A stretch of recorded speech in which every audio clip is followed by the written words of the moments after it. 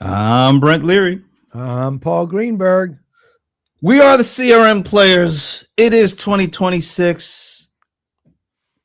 That's all. I don't got anything else. You know, I'm saving all my strength for Sunday at 6:30 Eastern. Is that what? 6:30? 6:30 Eastern. Yeah. Okay. Uh-oh. But anyway, we are the CRM Players, and we are glad to be here. Well, we are, right? Pretty much. I'm glad excited to be about this particular thing, I have to say. By the way, I don't know what thing you're referring to. I don't even know who you are, but just assume the answer is maybe.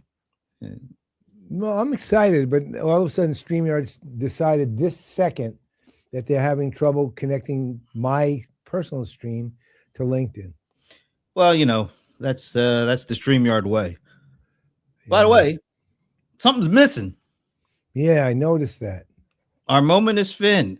See, Sven had this very good first moment is Finn of 2026 last week. He threw you that curveball, and he's resting on his laurels already. Yeah, he needs to not do that. He needs to, get off the laurels and give us a hearty handshake. Come on, Sven. Get here, man. You just crossed right over that because it was that corny, I assume. Yes, I did. The Laurel and Hardy thing. I know, I got it. I actually got it. Yeah. I did get it. I literally deliberately choosing to ignore it. And we've been doing this kind of sparkling, insightful, witty conversation since 2009, apparently. When we were bringing the what? I still don't know how we're bringing it because I don't know what it is. But well, I know what it is, but LinkedIn not working. Yeah, well, who would imagine that? LinkedIn ain't working. Woo.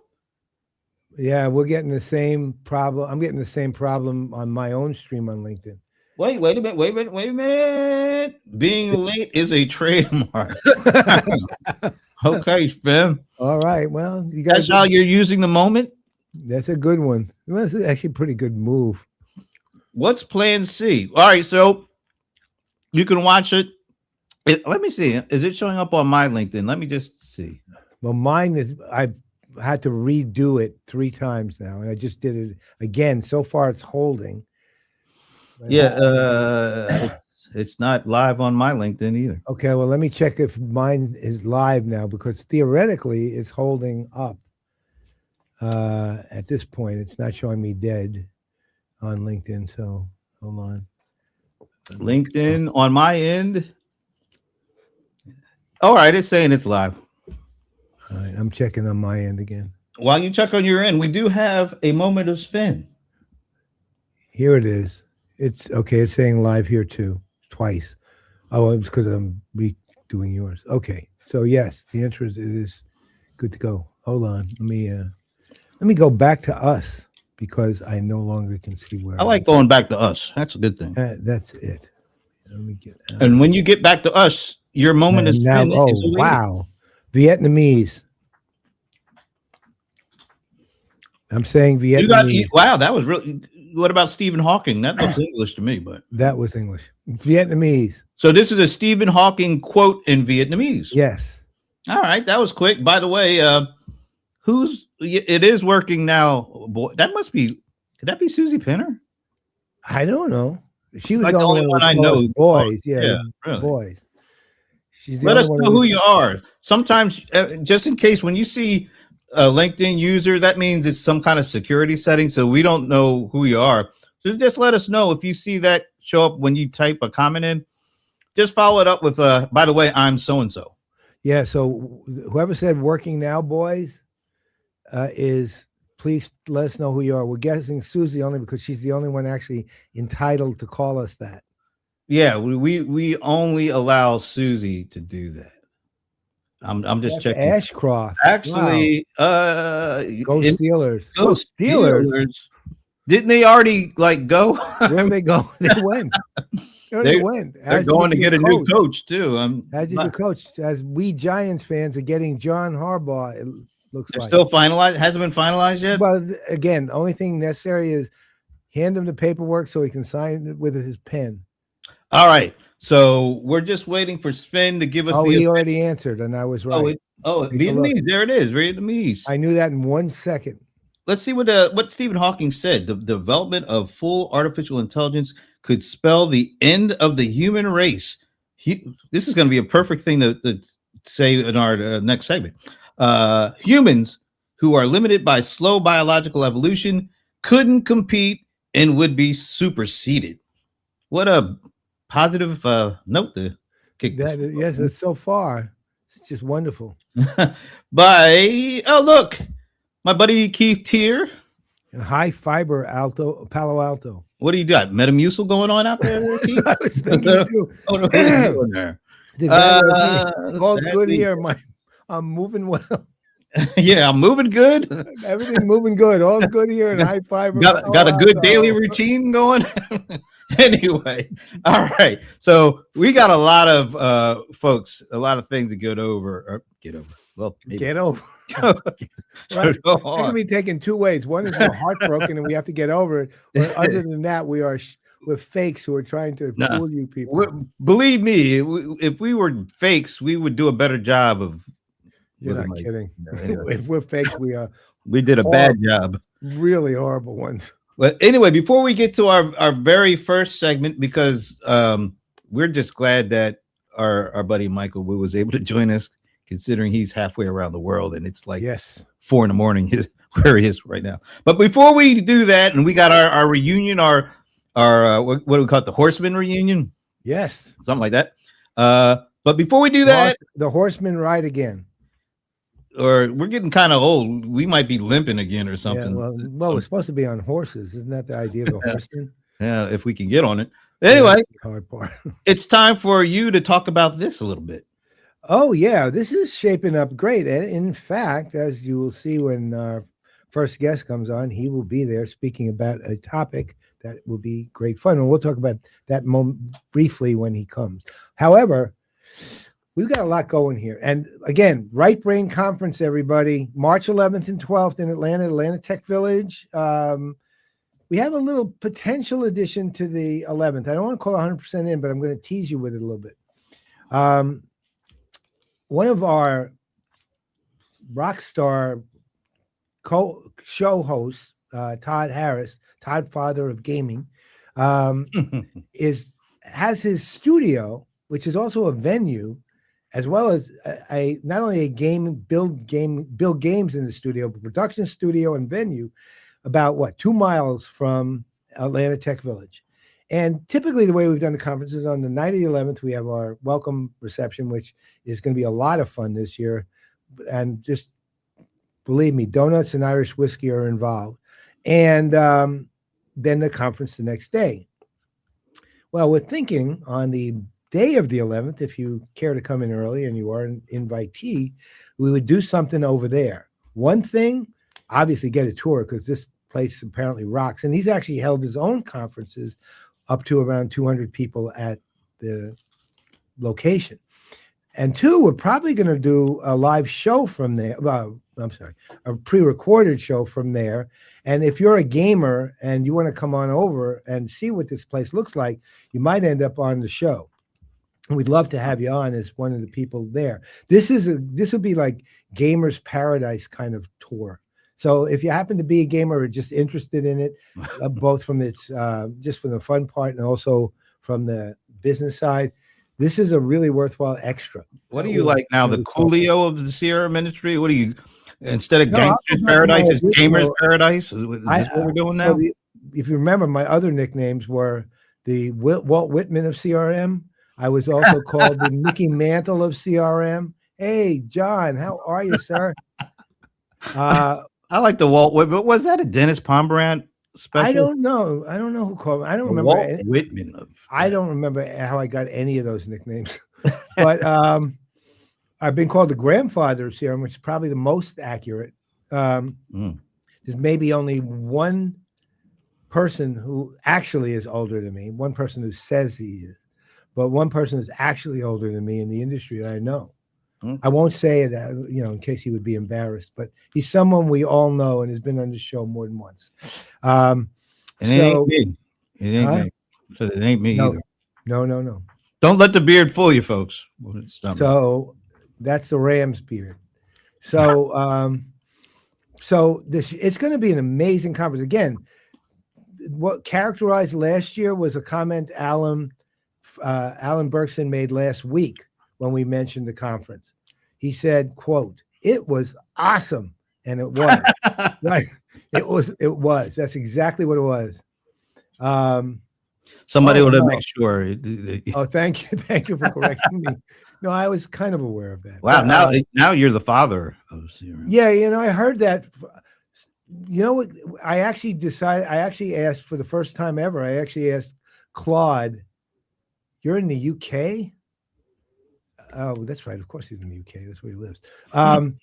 So I actually asked Claude to tell me all the good and bad you can find about Paul Greenberg, CRM guy. And it came up with the usual bio stuff. But it did do something that I'm kind of weirdly proud of.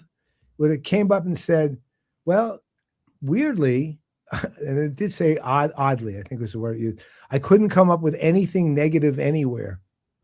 Damn, was he looking? That's what, well, keep in mind, I think most AIs are lazy. So I said, well, nice. But after this first segment, I actually do have a question, Stump the Godfather that actually speaks to that. That's a little, that's what we call foreshadowing. A little wow. Doing that. We must be in total sync now. I'm anticipating everything. Oh, come on. That's like the worst excuse of all. You're going to be in Marrakesh. Why can't you? Sure. Make ridiculous, John. Sure you are. Play golf in Atlanta. What the hell? We're just as exotic. Maybe not. Yeah, I'll go along. Just don't play golf in the winter. But all right. So just to keep things tight, because we got to keep moving. March 11th and 12th, Atlanta, Georgia, Buckhead, the Atlanta Tech Village. We're doing it again, folks. Come in if you can. Come in Wednesday morning. Definitely make sure by Wednesday evening, roughly about 6 o'clock, we will be having the welcome reception. You definitely want to be there. And then all day the next day, we have the main stage events, which will be fun, and we'll reveal more of the agenda over the next couple of weeks. And we have 5 shows running simultaneously with that. And all of this is live streamed from about noon on. And one of the folks that you will see there here in March, I should say here, since I am here in March, is our monthly segment leader taking off the lid. Let me even do it with the little graphic too. Yeah, we really need to get him. We need a real graphic, but yeah, real intro.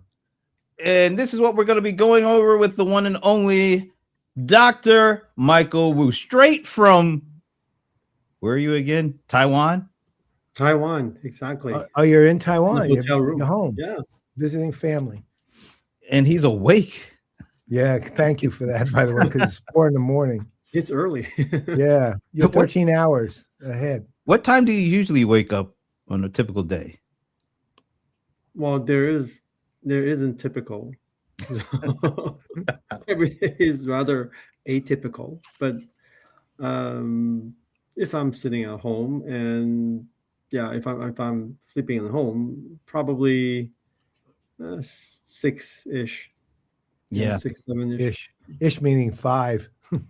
Well, sometimes earlier, sometimes later. Just we're just glad that you're able to make it. First of all, thanks for doing this. Yeah. I know you're away, and it sounds like you're having some family time, which is really important. So we really do appreciate it. But you came up with this. Let me bring this back up. You came up with this kind of a subject, and of course, we were like, "Damn, that's a good one." let's get into this one. Does using ChatGPT? Now, I know this is like a kind of a evocative way of putting this all together. We know that. Well, maybe it does. I don't know, but does using ChatGPT make us dumber? That's the first one. Do you want to do this like as a combined two, or you want to take one at a time? Well, we could take it one at a time. I mean, yeah, it's well, or however you like it. I think they're actually 2 separate. Okay, let's do it. So why do we even have that question posed? Does using Chat GPT, and I know you mean not just Chat GPT, but all the other ones too, make us dumber? Why is that even a question? Well, what do you think the answer should be? I'm afraid I'll probably go to Gemini and ask. I think it makes us lazier because things that we used to have to do and think about all the time, now we're not having to do. It's almost sort of like, remember how we used to know everybody's phone number, and then we got these things and we didn't have to keep remembering because we could just go to this. So I think the muscles that we stop using, they atrophy, and we forget to do things that we had to do all by ourselves years ago. Yeah, like walking and okay. I don't. Precisely. I think it makes us. It changes the way we do things for sure. Does it make us dumber? Like literally, our brain cells start to rot. Kind of. I'm still of the mind that to some degree, to a large extent, that's up to the individual. What you do with it. Like with me, when I do something, it's more for convenience sake. Something I would have probably Google searched instead. Only thing it's ever done for me that actually I couldn't do was write YAML code for home automation. I don't know how to do that. I can do a little of it. And I didn't really want to spend the time to write 4,000 lines of code, which it did. And it works. So again, convenience. I don't feel dumber. It actually gave me time to learn how YAML code works because I had to keep conversing with it to get it right. Right. And then I could look inside and see how it worked. So I don't know if I call it dumber.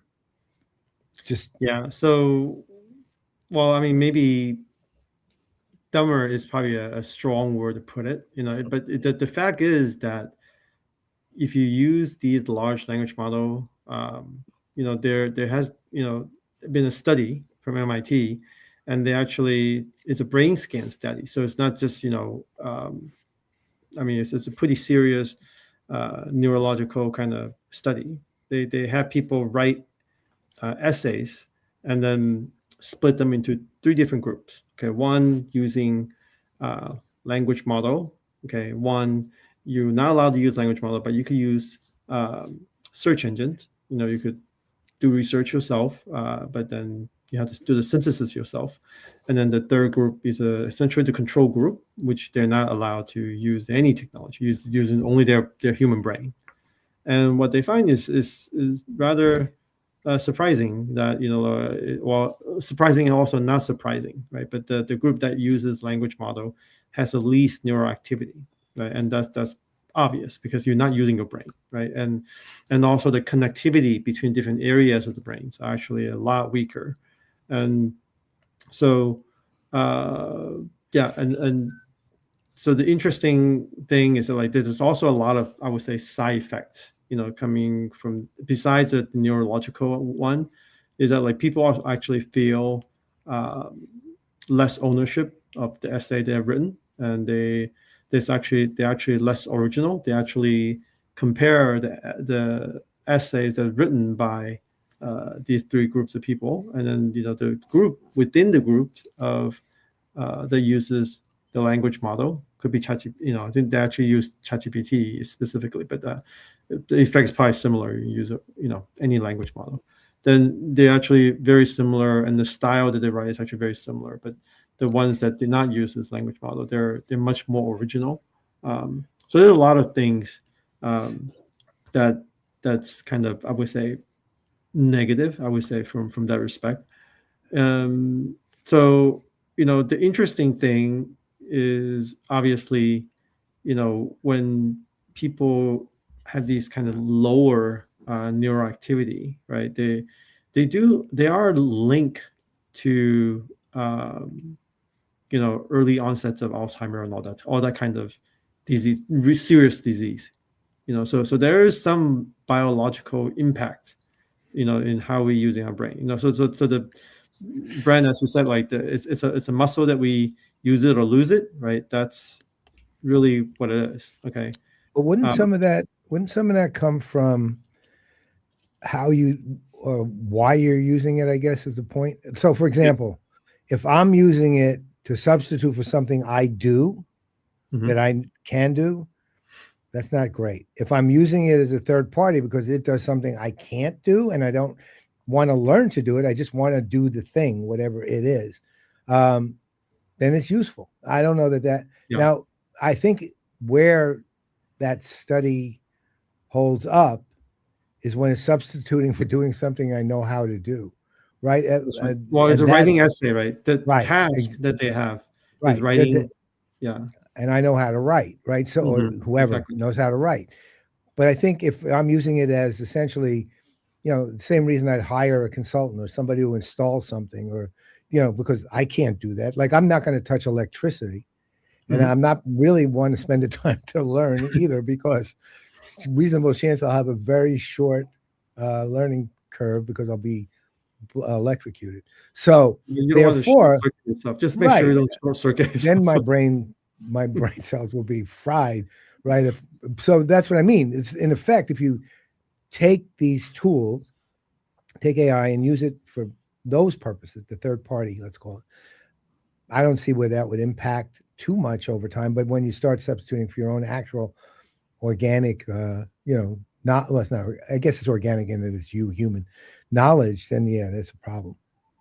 Yeah. So, but there is a interesting caveat to that study, is that it also depends on how you use it, right? So when they actually do this study, first, the three groups, right, and then using language model, search engine, and brain only to write the essay, right? So the neuroactivity, was obviously different as the way I described it, but if after that they did that initial kind of study, the brain scan, they changed the order in which those technology are being used. Okay, so after they or the node technology. So basically, the group that were using the language model initially, they were not allowed to use it. They swapped the groups out. So they actually using their brain only to write the essay. Okay, and then the group who were using brain only, okay, they were now allowed to use the language model. Okay, so they switched it up.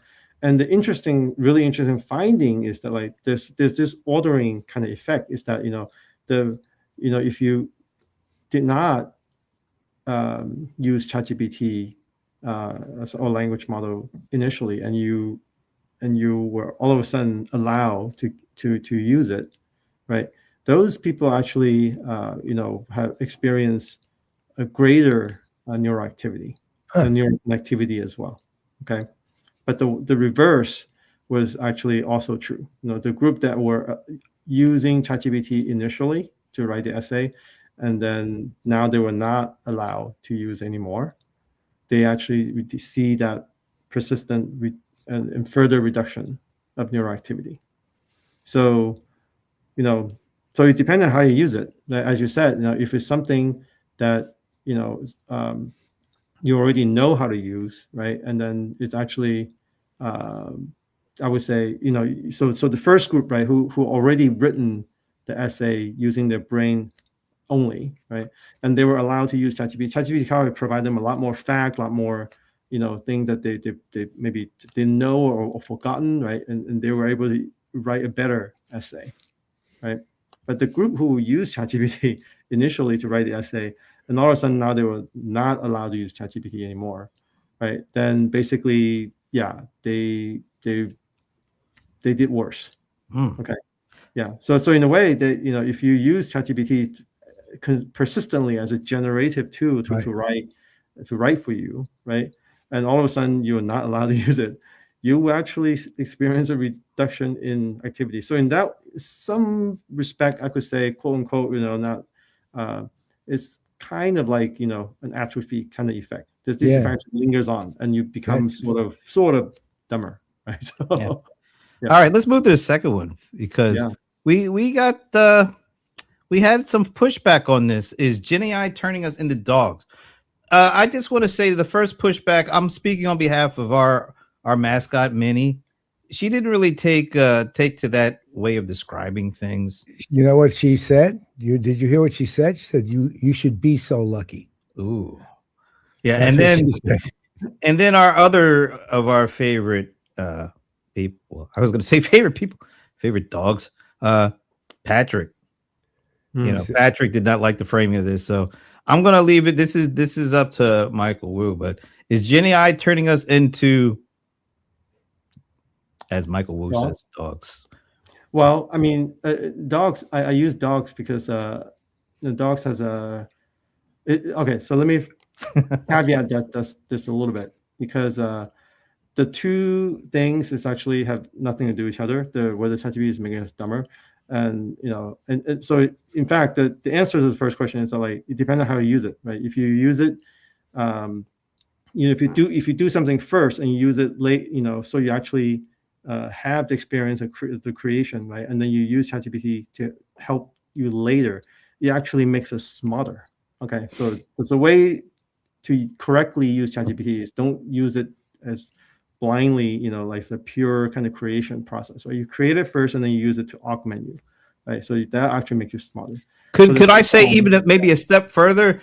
Yeah. You use it to do things that maybe are routine or necessary that you don't really like, but then don't just stop there. Then take that free time and energy that you were using on this stuff to do something completely new that you wanted to do, but you never could get to it. That way, you keep your brain stimulated, right? Yeah, exactly. So it's like the advice that I always give, my friends and my team. So whenever you are given a task, ask yourself if this is a task that you could have done easily, yourself, right? If you can do it, if you know you could do it, you're confident you can do it.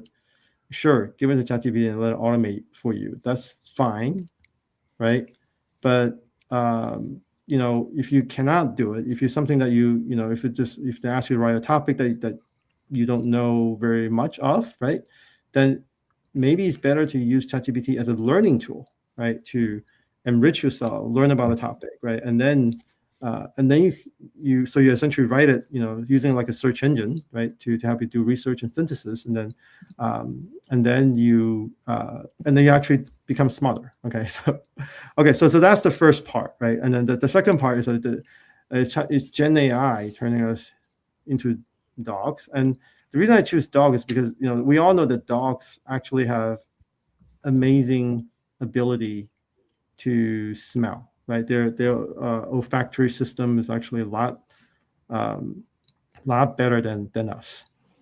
Okay, and I think the second part actually had nothing to do with the first part of the question, and it's just an interesting kind of tag on because it has to do with all the content, this AI slop that Gen AI has created on the internet, right? I mean, so and the logic is that, like, we human have a dominant sense, right? Of all the five senses that we have, or if you want to include the sixth sense, right? Which sense is our dominant sense? Do you think which one of those senses is our dominant sense? It's vision, right? Our dominant sense is vision, right? Yep.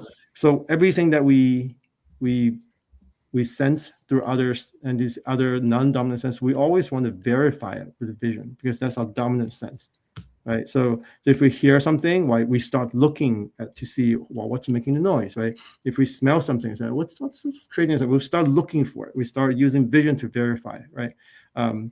If somebody touches us in the back, we immediately look, right? We use vision to check our senses, right? However, dogs is their dominant sense is actually olfaction, is smell. Yeah, so whatever they, if you may have, if you own dogs, right, I'm sure if you own them to an old age, you will find that a dog that's kind of probably lost their vision can get around the world just fine because their olfactions are so good, right? So their dominant sense is smell, and just like for example, a bat, it's a dominant vision. The dominant sense is auditory, is hearing, right? So if a bat sees something, right, they will actually check it with their hearing, right? They try to echolocate and stuff like that, and if a dog, right, sees something or hears something, they will start to check it with their smell, Okay, and the thing about Gen AI is like it's creating so many stuff that we should start to doubt if they're actually real on the internet, right? I do that all the time. What you see Yeah. may not be true anymore. I Right. doubt it. I doubt it a lot. I mean, things, unless it was done years ago, Mhm. then I'm like, okay, since it was done years ago. But now everything that shows up now, I constantly second guess it. Exactly. Right. So everything that you see, you start to second guess. And Yeah. everything that you hear, you start to second guess as well, because Gen AI can actually generate, fake audio, fake speeches, as well. Right. So what if you second guess everything that you see and everything that you hear, and what can you check it with in the future anymore? What sense do you use to verify whether these are true anymore? Right? Maybe the only thing that ChatGPT cannot generate right now is smell.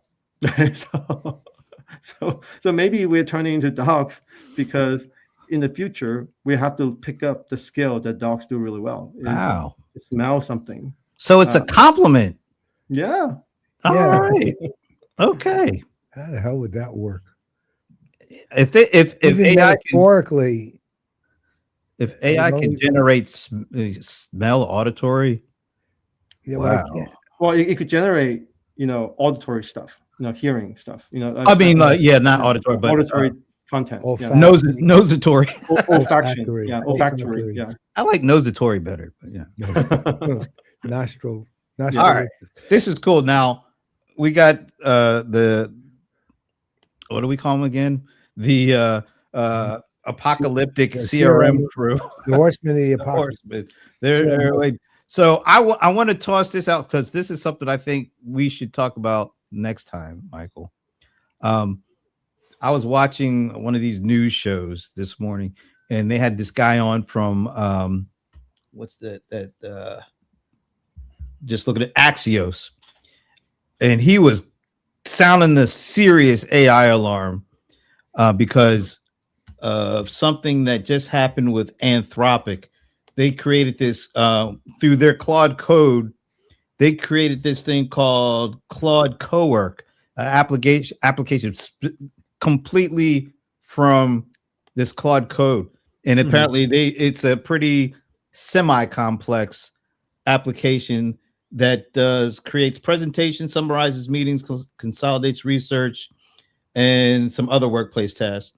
And they just use their own Claude code, which is basically not like coding, but using prompts to code stuff to create this application. And apparently it took them less than a week to do.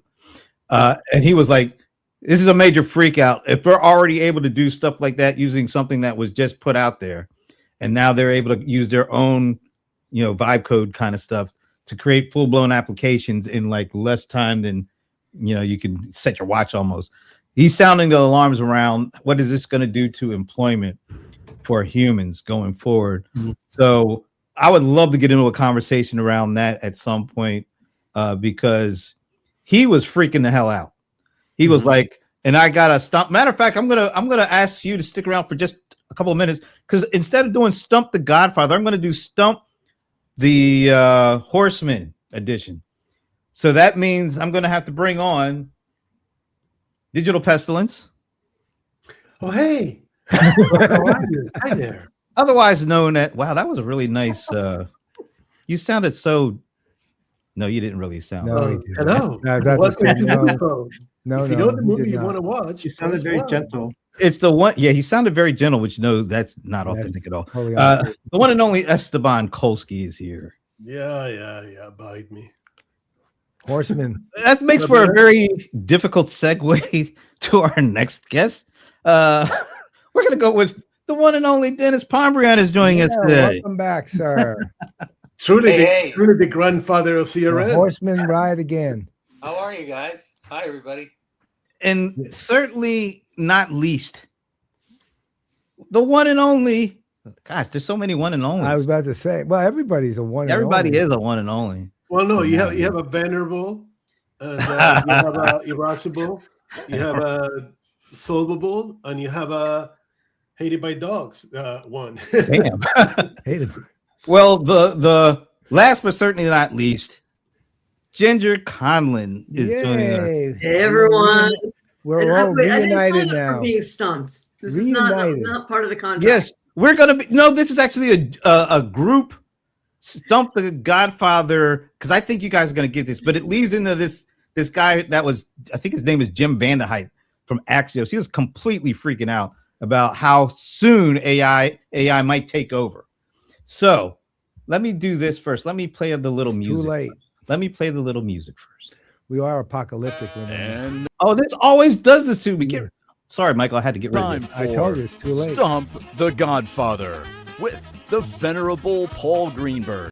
And we're stopping it right there because Microsoft is not a sponsor anymore. We need to really update that thing. Yeah. But anyway, it's still Stump the Godfather.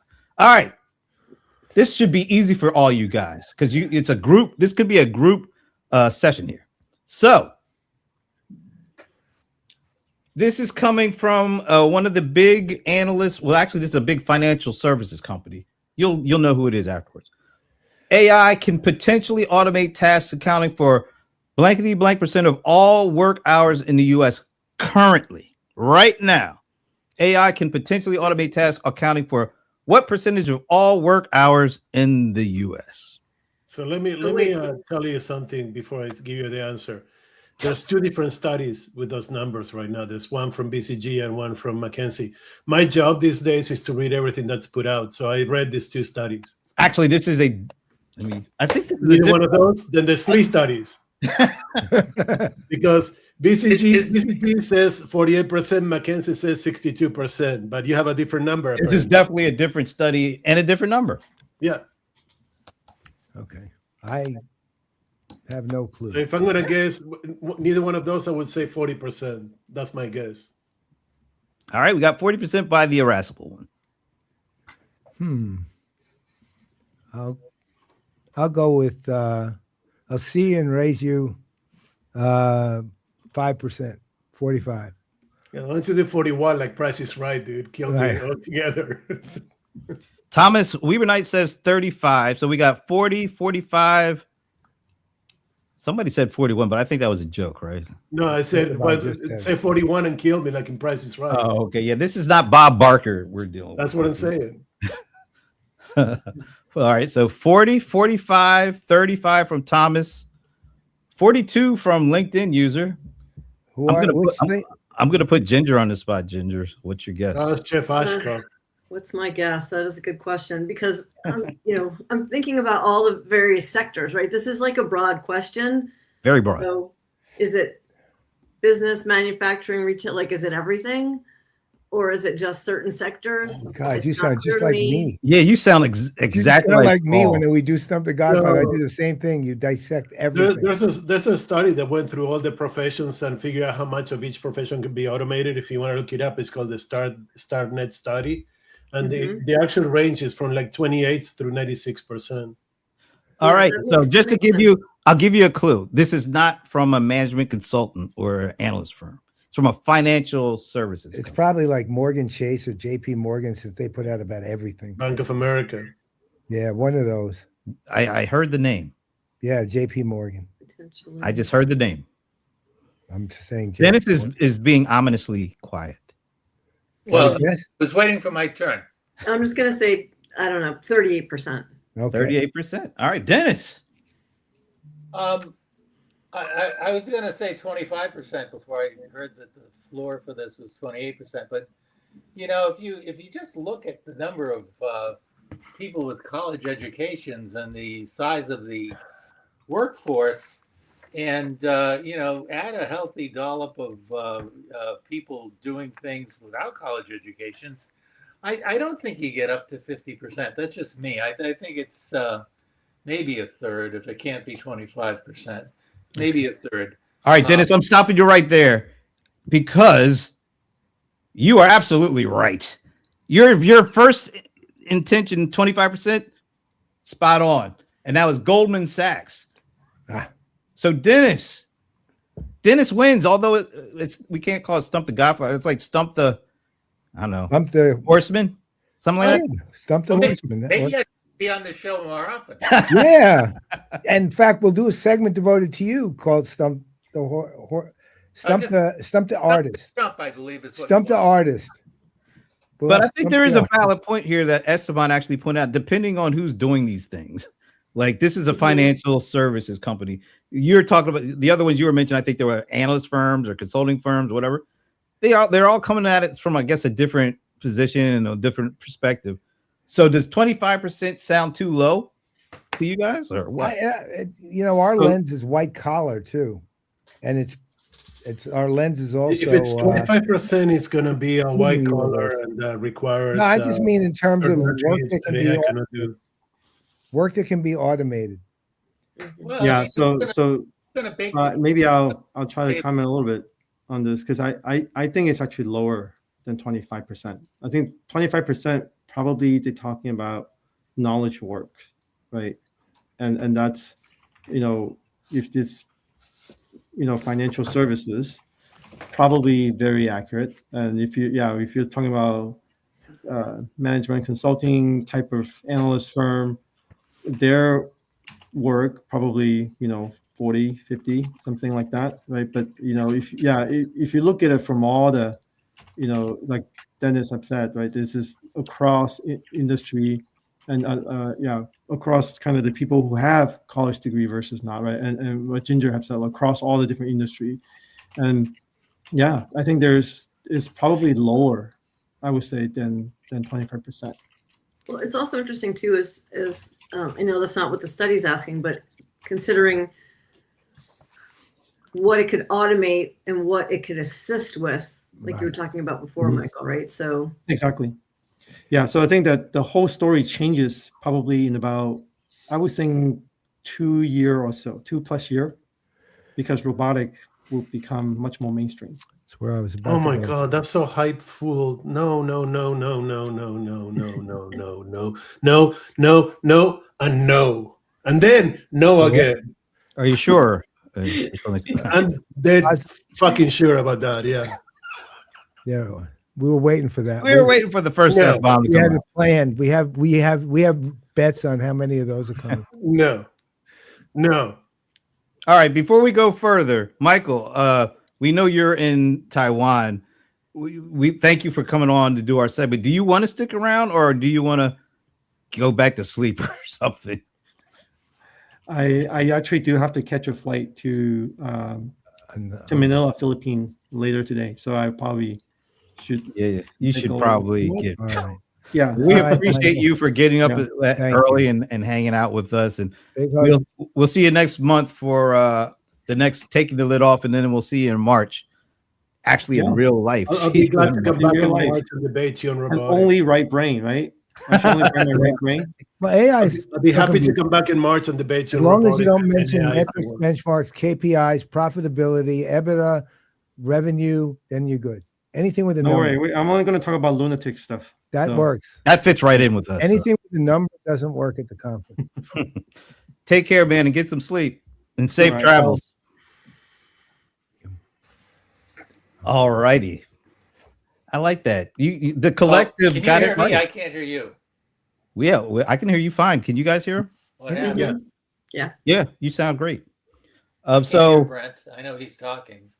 You can't hear him? can you hear anybody? No, apparently not. He might. He might have lost his audio. Hopefully, he'll be able to get it back. I'm gonna take you off screen, and then we're gonna see if we can get it fixed. All right. I thought that was fun. So all these years of experience, the group got it right. They got the answer right. You guys feel like you accomplished something? I guess. No, not really, but All right. All right. So I found, look, when I said I was talking to Susie Penner, which we all know and love, and I told her we were going to do this show, and she sent a couple of pictures. So let me bring these up. If I could only find these damn pictures. There. All right. Here's the first one is like perfect, but Dennis he can't hear. Well, you can bring him back on to see it. Well, he can see it from the green Let me room. see. Let me check. Hey, Dennis, can you hear us yet? No, No, can't hear us. Yeah. Okay. We'll keep an eye out. So this is from when we went to the Giants game, I believe, like probably like 15 years ago. What was it? AT&T Park then? Yeah, AT&T. And look at It was this. baseball back then. Yeah. And Happy Susie, Doubleday. It just two of our favorites from way back then, Susie and Letty. Smile. Yeah. Look at those beautiful smiles they got there. you know. Yep, that's the I game. look so, I mean, my beard has gotten completely out of control. And you know how I know how old this is? I'm not wearing a Rams cap because that was the Jeff Fisher years. Yeah. Those were not good years for the Rams. So I kind of had to go incognito. I think, was that on the field? That was on the field. Yeah. You remember what event this was? No. Is that Lithium. Oh, that was the Lithium Conference. That was Lithium. Oh, Oh for my God's God, sake. that's me. Look at Well, how yeah. dark your hair is. Yeah. Mine was already Once both again, of you- both that of you- was because that was so long ago. Jeff Fisher was still coaching, so I was still incognito. yeah, there This is the usual default position when we get together with Esteban. Love that. And look at this one. Michael Thomas. This is one of Ginger's rare visits to Atlanta. Was that at the CRM Association conference? No, this is some other thing she was speaking at. I can't even. Do you remember what you were coming to Atlanta? Actually, I think I was just coming to visit my cousin who lives there. Oh, I remember when we were all at that CRM Association conference and you brought Claudia, Yes. who had a broken leg, if I remember correctly, or something like that. Somebody had, or maybe it was you, one of you two had it. And Claudia was doing all the Rubik's Cube stuff. What's Yep. this? I think Esteban agreed. Jen, I missed that's that. Jen Van Zandy. Yeah, JVZ. I like. ABC's Jen here. Because I like to call it the notorious JVZ. is what I right. call it. Jen Vincent Sensen. And of course that's Michael Thomas, who was Yes. my partner in the early years of CRM. And he was president of CRM Association for a little while too. Absolutely Awesome So guy, man. Still around. Oh, wait a minute! This is the Horseman. This is the fearsome foursome. How did that get in there? Sheesh. Yeah, look at them. They Yeah. look so How? good. I wonder. Anyway, so we've known each other for what, 20 years at least, something like that. How did the horse? I can't even remember how the Horseman became the Horseman, even by name. Why we even started saying it? Does anybody remember that at all? I don't have a clue. Because Yeah, there were that's four right. of us, and we were just wondering. We tried the Beatles, we tried a bunch of different things, and we didn't come up with the right one. Let's. And back then, we were also talking about the how Beatles it's went into pretty the well. world. Can you hear How us about now? I can hear Okay. Welcome Ah. back. And we were talking how it was coming to how CRM was coming to an end, and we decided that the Four Horsemen of the Apocalypse was the perfect example. I think it was Brent who first labeled me pestilence, but I can't be wrong. It might have been Dennis, but It could have been any of us, actually. no, Paul would never say that. I might think it though. And then when we came to the walk years, we said we should add Ginger. No, I'm kidding. Oh, I thought Ginger was Ginger was the original. yeah. Ginger was the original. She was like the linchpin. Yeah, the whole She was thing. at CRM magazine at the time. And I like the narrative on the walk part better. That was back in the day, man, when Ginger was the editor-in-chief of CRM magazine. Fun Well- times, making sure I introduced lots of people to everyone else. One of the things I love to do most.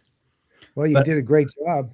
And here But I we think are. it was Esteban who came up with there was a tagline that we kind of it's like bringing CRM to its Bring knees. CRM to its knees. since That's right. 2009. Since 2008. Bringing Yeah. CRM to its knees since Just 2008. bringing CRM to its knees since 2008. That was it. That was So- awesome. So we did a terrible job of that up to date.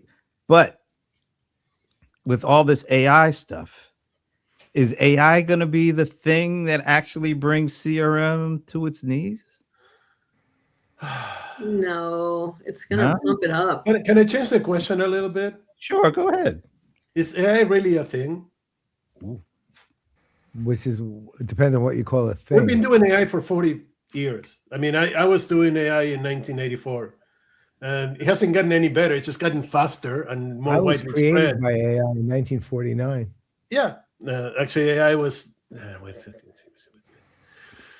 Anyways, the point is like we've been doing AI for like in 1982. The government of Japan created a ministry that was tasked with creating the 5th generation of AI, that essentially was going to change the way we go about AI, and that's where like the modern day era of AI started. Back then, they called it the 5th generation of AI. So just to get an idea how long we've been doing this. So we've been doing it for like literally 40 some years, and we're still using the same techniques, the same models, the same concepts.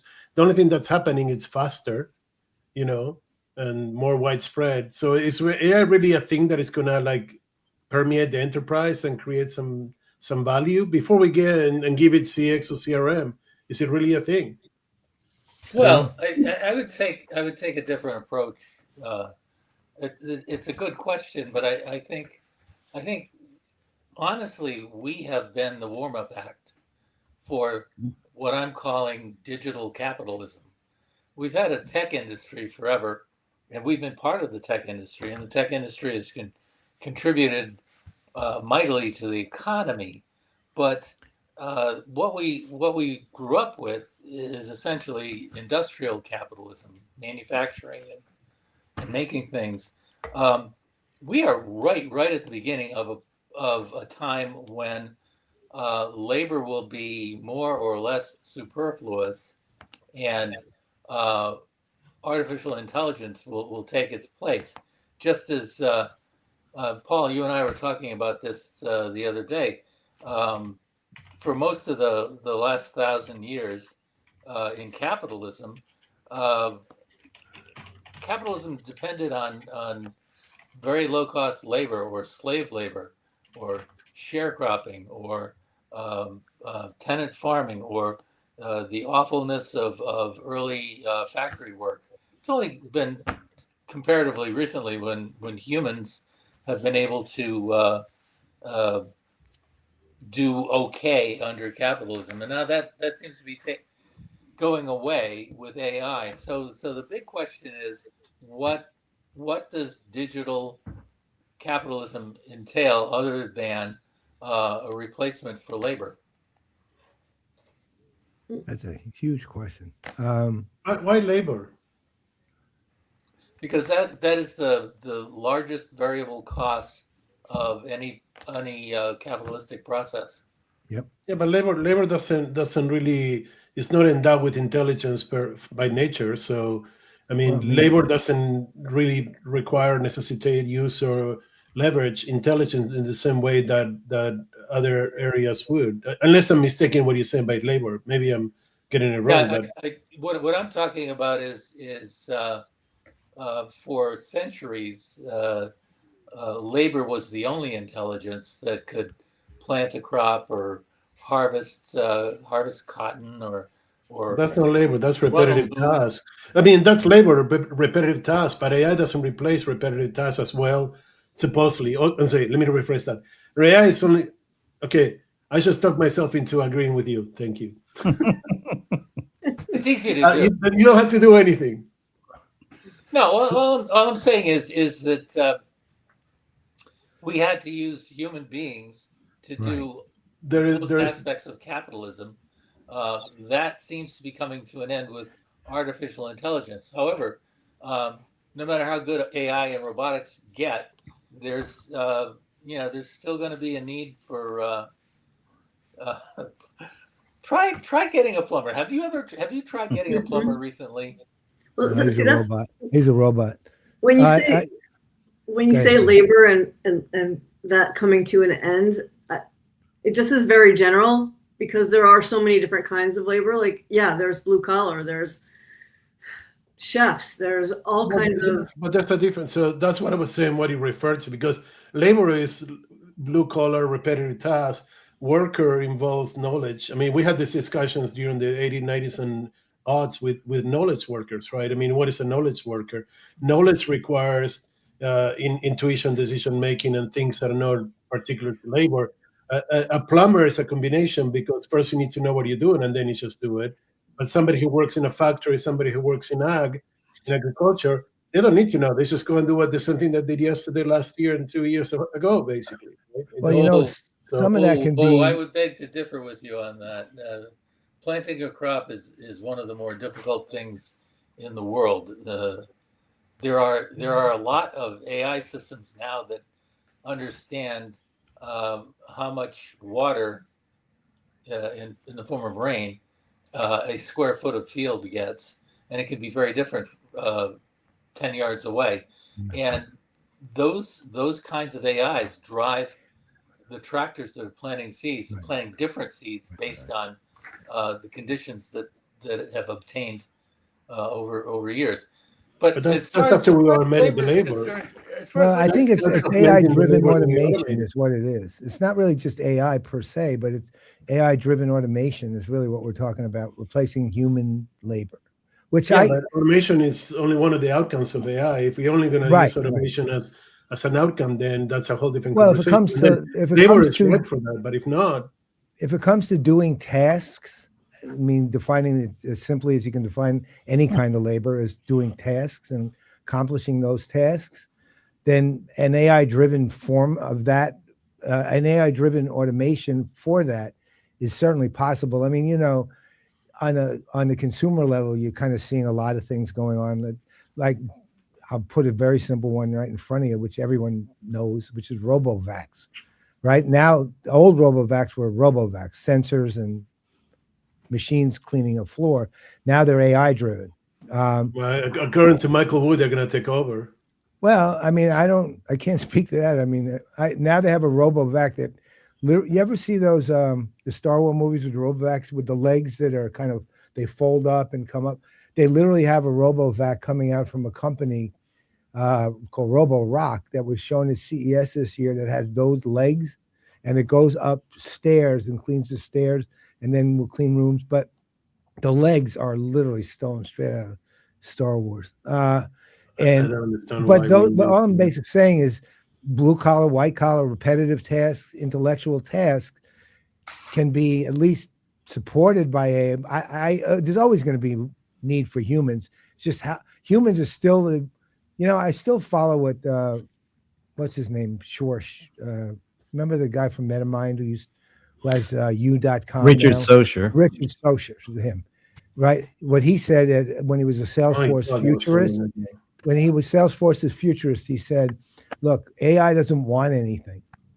That's what he said. And if you think about it, it's for the most part true, right? I mean, you basically still direct it to do something.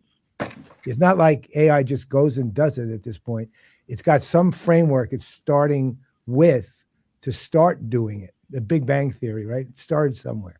And it typically started with a human directing it to do something. And then from there on, it'll learn, and do other things. But it's ultimately still a human, driving it one way or the other. At least, and I don't see that part going away ever. I agree. One thing about being around as long as we have, I think about when, video did not kill the radio star. Radio has just changed. Photography has not gone away because video came out. It has changed, et cetera, right? So paper, no more paper. Yeah. So yes, AI is going to eliminate some jobs. It's going to change other jobs. It's going to create new jobs. It's going to powerhouse some existing jobs.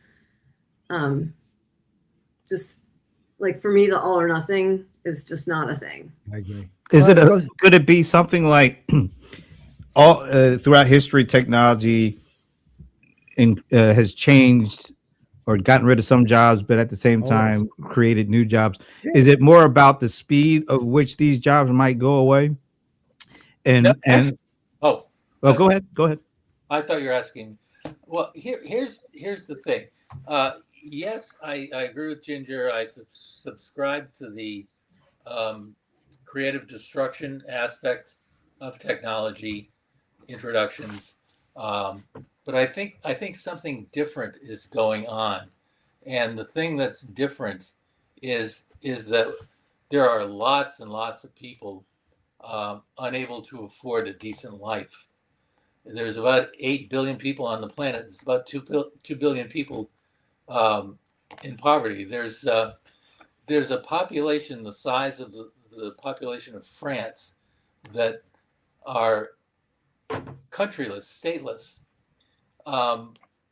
What we're seeing right now is what I've seen towards the end of the earliest phases of the Industrial Revolution, basically the late 19th century.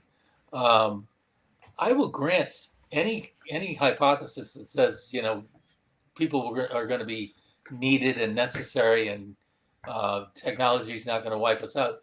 But fundamentally, we have a problem with capitalism overwhelming people and overwhelming democracy, and you can trace that to the success of all the technology that we've been witness to. Are you saying that the love of money is bigger than the love of people? Oh, no doubt about it.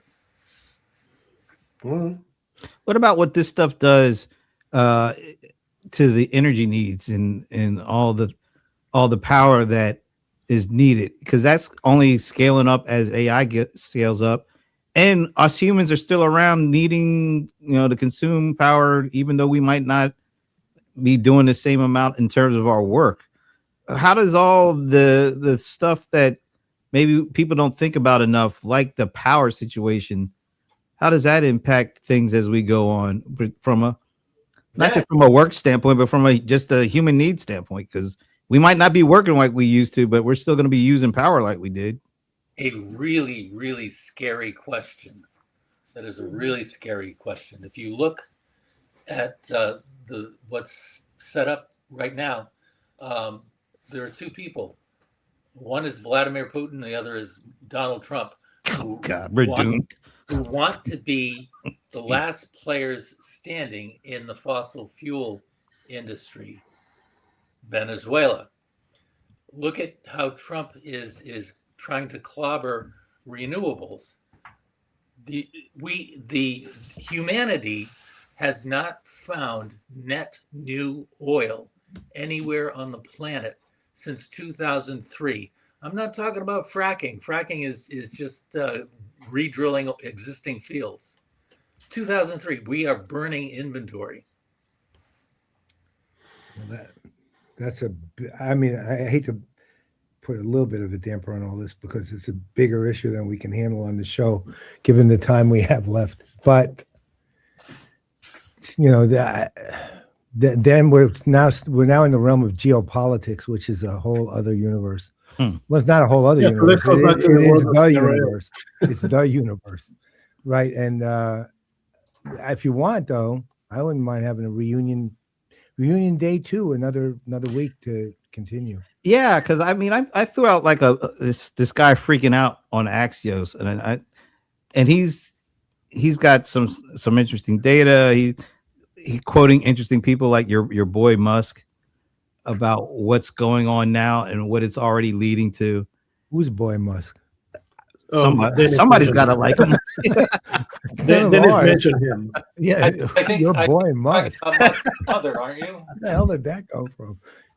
I always try to throw that in to see what kind of. I'm going to go out and buy a Tesla.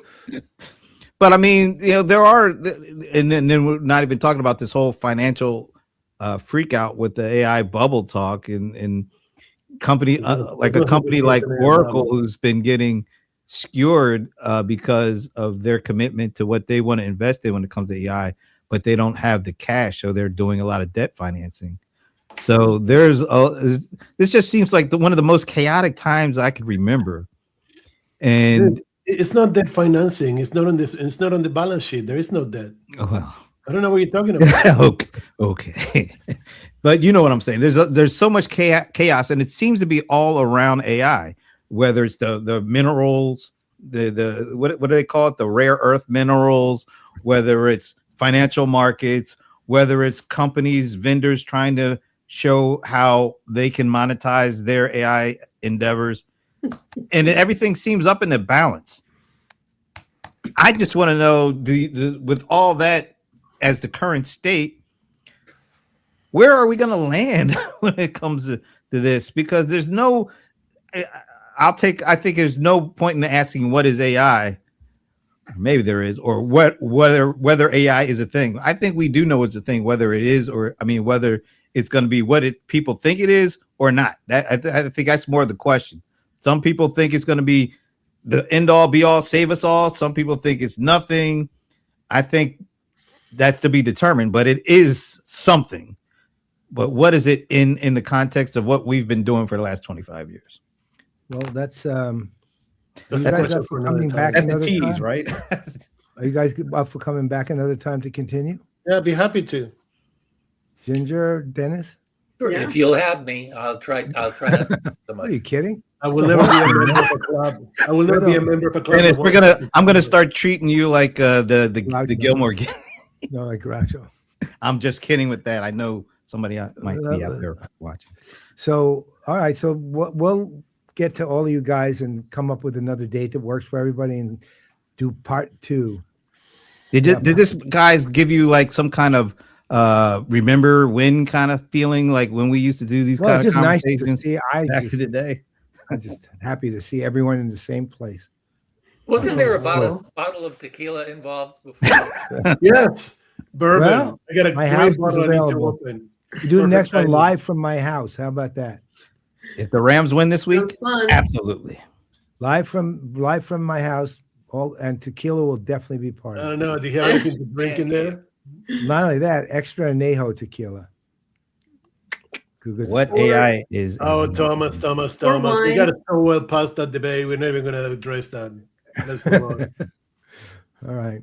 All right, well, folks, you, thanks guys. again for doing this, and Awesome. and for agreeing to do it again. Yeah. You know what? It would be really cool if we actually were able to do this in person, but I know we can't, at least not in March. So just thought I'd Yeah. say it would have been You great. keep throwing it out. I know. Maybe. It's nice to see all of you. It's wonderful. Absolutely. Also, It I really just is. I just unblurred so that I saw that dog kind of the blur behind. couch. Can't really Oh. see her too well, but there she is. I saw her when it was blurred. I was like, oh, look what's going on out there. Nice.